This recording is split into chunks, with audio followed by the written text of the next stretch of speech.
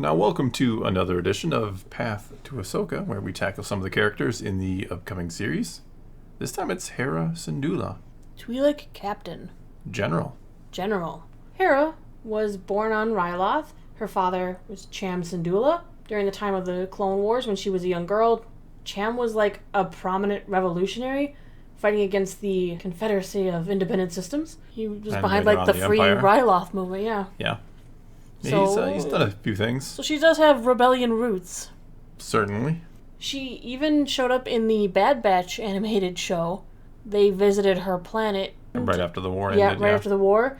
Because the governor of Ryloth did not like Cham and was worried that he would be a problem to the rising empire. Cham Syndulla, a problem? What? Yeah. So the empire tried to frame her father as a revolutionary, which actually helped turn him into one, because they tried to use his daughter against him, and the Bad Batch showed up and helped and all that stuff. And yeah. But following the rise of the empire, Hera became a first-rate star pilot. She loves to fly. With Chopper.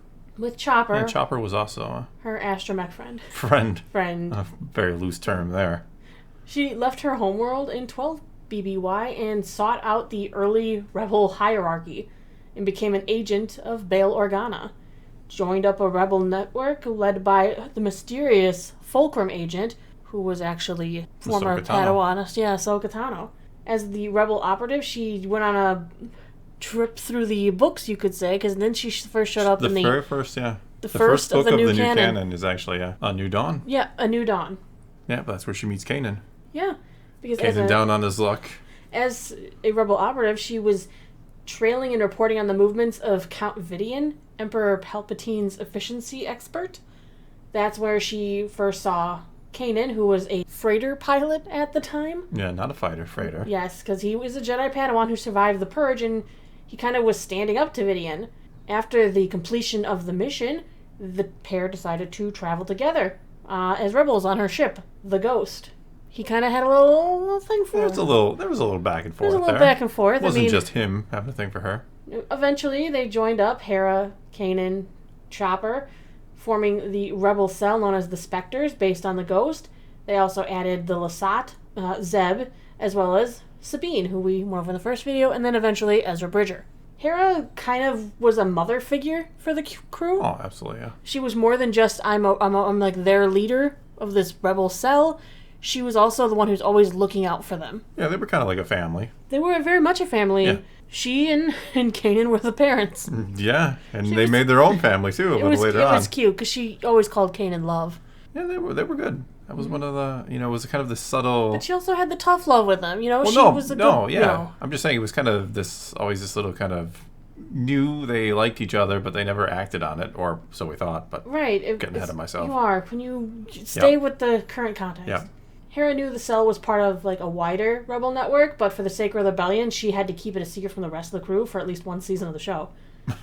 The rest of the crew eventually learned they were part of the larger rebellion against the Galactic Empire, which Kanan had his issues with. He thought, hey, doing our small part was a good thing, but he was nervous about joining with the large some kind of organized group. Yeah. She eventually became Spectre leader, and she and her crewmates joined Phoenix Fleet. Eventually, she became Phoenix leader. Yeah. Mm-hmm. She worked her way all the way up to general. All the way up.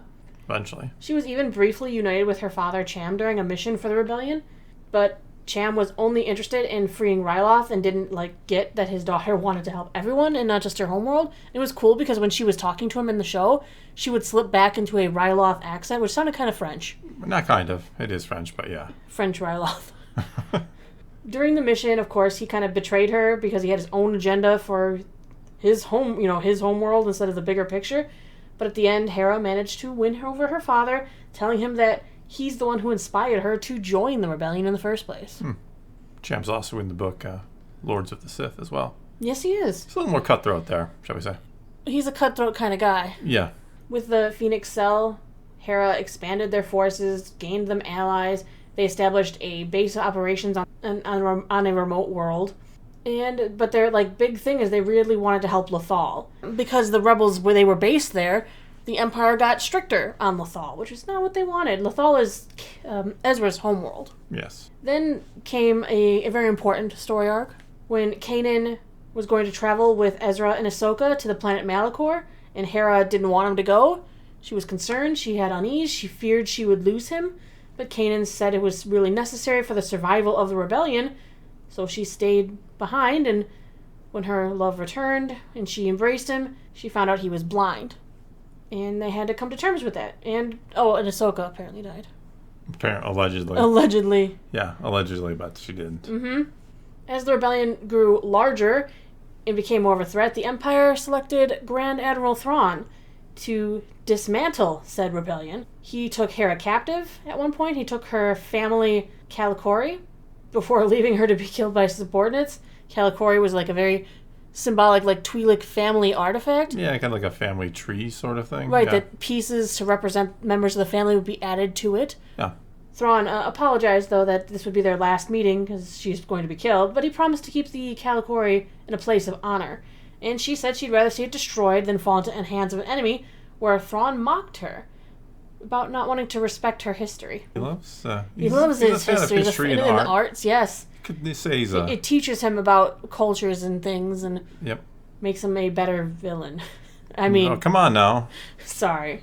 Of course, she did escape Thrawn, because he kind of allowed her in the Rebels, too, because he wanted to observe them. That was kind of his thing. Like, every time they got away, I was like, nah, they're going to... It was because he allowed learn it to something, happen. And then we're going to find more Rebels. No, it's cool. It's cool. And here's an interesting tidbit, especially for people who like Andor.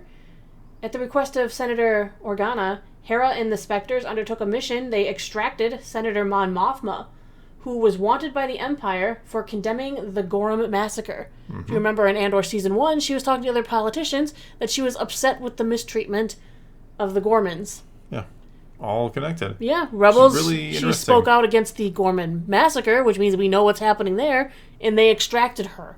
Really interested to see how Andor handles Mon Mothma next season. Oh, yeah, because we have Kanan's story there. Yeah.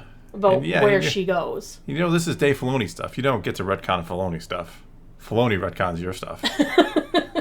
During the journey and the escape, Mon Mothma told Hera about her decision to resign from the Imperial Senate, and the two women actually became friends. Kind of explains why she's got a little in with the Alliance later. Yeah. The fast track to General there, yeah. Thrawn captured Hera a second time. He questions her about the rebellion, but she remained defiant. In an attempt to break her resolve, he brought her family Calicori, which he had taken from her on Ryloth, and he noted one of the symbols represented a deceased loved one, and that would be her brother, who died very young. Must have. Must have. We don't see him in Bad Batch. Yes, and Hera responded that Thrawn was unworthy of holding it. Thrawn once again decided, she's gonna die or she's gonna break soon. I'll leave someone else to interrogate her. So Kanan broke her out. The only being in existence in all the Star Wars galaxy to escape from Thrawn twice, I believe. Much less one. I mean, we could say probably once, but she did twice. But she had been injected with a truth serum. Ooh. Because they were going to finish extracting the information and blah, blah, blah. So she took that time to express her feelings for Kanan, and they kissed passionately. But before they could escape, Governor Price arrived with AT-ATs and bombarded the fuel depot to destroy the rebels. Hera fleeing aboard the Ghost, but Kanan stayed behind and used the Force to hold back the explosive wave. Hera tried really hard to save him, but he used the Force to push her away. They made eye contact one final time as Kanan's eyes were healed because he fulfilled a promise. He said he would see her again. He pushed the gunship out of harm's way, consumed by the explosion, and he died. And when they locked eyes, he impregnated her. No. Well, yeah. When did it happen? Come on, when did it happen? Let me get through the story, because I will tell you. You know? I know all. Grief-stricken, Hera and the rebels fled back, and it took a while for her to actually pull herself back together to go back to working for the rebellion. Yeah, she spent some time mourning him. She was just so upset with herself for not expressing those feelings to Kanan earlier. Eventually, Chopper's the one who actually knocked her out of her depression. He convinced Hera that Kanan's selfless sacrifice, rescuing her and her family history, because he got the Calicori back for her as well, made him worthy of being added to the Calicori as a family member. Kind of a father of a child, too. She added a piece of Kanan's broken holocron to her Calicori in honor of him. After that, they returned to Lothal to finally free the planet from the Empire. They succeeded, Sometime after, she gave birth to Jacen Syndulla, Kanan Jarrus' son. Mm-hmm. Here's your side note. Okay. At DragonCon in 2018, StarWars.com asked the Rebels writer, Henry Gilroy, about when Jacen was conceived. He stated that Jacen may have been conceived during the episode Kindred, describing the scene where Hera finds Kanan meditating out in the fields, only for the scene to be cut short with a time cut. However, it's not been stated in canon. So there is an episode where those two of them are out in a field and then the scene gets cut off. He says he believes that was the opportune moment. Not to mention, there were probably some lonely nights on the Ghost. Come on. Yeah, but this is a pretty small ship. I mean... I know, and there's only a set amount of time before he was given birth to, and blah, blah, blah, yeah. blah. But he says he believes it was during the episode Kindred. Okay. So there you go. Following the years during the Galactic Civil War, after Lothal was freed, Hera continued to be a crucial leader in the Alliance. She took part in pivotal moments on Scarif, Makta, Hoth, and Endor. She was at all of those locations from different little cartoon clips or comics that she... Yeah. That she made it to those locations. I mean, we saw her at the Battle of Scarif. We saw the Ghost. The Ghost is in there, yeah. We saw them page General Syndulla. Endor, I don't remember seeing the Ghost in you don't remember seeing it at Endor? Oh, then I've got a lovely thing to tell you about. You know that post-Battle of Endor, Leia actually tasked General Han Solo and Chewbacca to go to General Syndulla's camp and ask Hera for ration bars because the Ewoks were hungry. Were there no more stormtroopers to eat? No, she didn't want them eating any more stormtroopers. Why not? So she was like, the Ewoks are hungry and they're eyeballing more stormtroopers. More stormtroopers. Yeah. So Han and Chewie went to Hera. She would only give him the rations if Han admitted that the Ghost was a better ship than the Millennium Falcon. He admitted to, reluctantly, just to get what he needed. And then gave them the rations. This stupid story. Yeah. And, yeah, they went back to save the stormtroopers from the Ewoks' I think Han hunger. would rather watch Ewoks eat stormtroopers. Forces of Destiny are canon. As I was saying, I think Han would rather watch Ewoks eat stormtroopers than admit that the Millennium Falcon was... So? They weren't married That was his soon-to-be wife at that point. Very soon-to-be wife. Very soon-to-be wife. As we've learned in the new book, yes. Following that battle, the Alliance reorganized into the New Republic. Hera was one of their top military leaders. She continued to oversee the Barma Battle Group, which included Alphabet Squadron, another book that she was in. 3 books, yeah. Yeah. Throughout the aftermath of Endor, and participated in the Empire's final defeat at the Battle of Jakku. Yeah, until they came back later. Somehow they returned as the First Order. Yeah, see, but the Empire was defeated because they're the First Order now. Well, actually, we have Imperial remnants, and... I know. Yeah, but I know what they're saying. Like, the organized... And then we'll see her in Ahsoka to see where she goes from here. We will. Because obviously this takes place after the Battle of Jakku. Should be about 5 years after the Battle of Jakku. Putting the band back together. I wonder if we will see, like, a reunion. Will we see them all together? I really think they shouldn't squander that opportunity. Because Disney has squandered that opportunity. It'd be like doing a sequels to the original trilogy and not putting them all back together. I mean, you wouldn't do that. There's literally no reason to. We have seen Zeb. He was in Mandalorian. Yeah. He looked good in there, too. The whole budget went to Zeb, I guess. We saw Hera in the trailer. We've seen Sabine in the trailer. Kanan can't continue. Ahsoka we've seen. Yeah, I guess you can't get the whole band back together. It's a matter of how many of them go on the journey to find Ezra. Well, and what Ezra's all about when they find him. It's not just going to be find Ezra, let's take a group photo and reminisce. What's interesting, though, is Hera has personal qualms to pick with Thrawn. Yeah. His actions are what led to Kanan's death. And so does Thrawn with her. Well, yeah. She escaped from him twice. What's that? Like I said... I hope Thrawn captures her again and just kills her, just shoots her in the head. Oh, she's got... I'm kind of kidding. Well, she has resentment, I'm sure, because had all of that issues with him not happen, Kanan would have been alive. Yeah. He robbed her of her love. Yeah. And seeing his child. So that's why another reason I feel like she should be in the show, because I feel like her being involved in the battle, if you told her Thrawn is alive, we need to get him, I think she'd be like, oh yeah, I got a bone to pick with him too, count me in, I want to go on this trip here. Seems like no one else believes Thrawn is around. So let's send people who do think Thrawn is around. Yeah, let's do it. Yeah. Send her. She'll bring her son. Why? Son's still very young at this point. Why not? Hey, there's that one clip in the trailer that they never released to the general public of somebody force pulling a cup across the table. The hand looked rather young.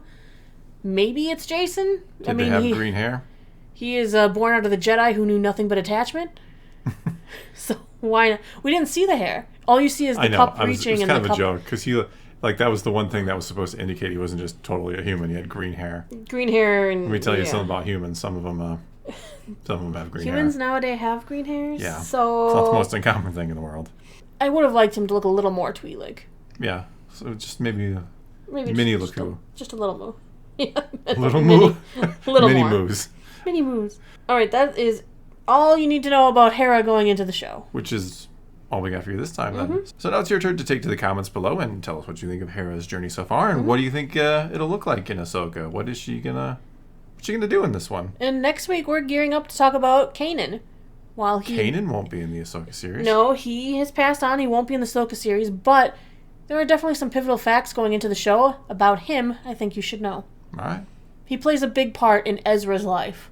Yeah, that's an understatement. And in Hera's life. Yeah, that's an understatement. But the fact that he plays such a big role in Ezra's life, I feel... And Sabine's as well. Yes, but a bigger role to Ezra. He was like a father to Ezra. An older brother, father, comrade.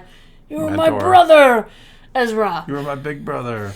You know, I think that it's worth talking about him because he could definitely be brought up and mentioned. For sure. So knowing the relationships would be... I'd be stunned if he's not mentioned at all in this show. So next week we are going over Kanan.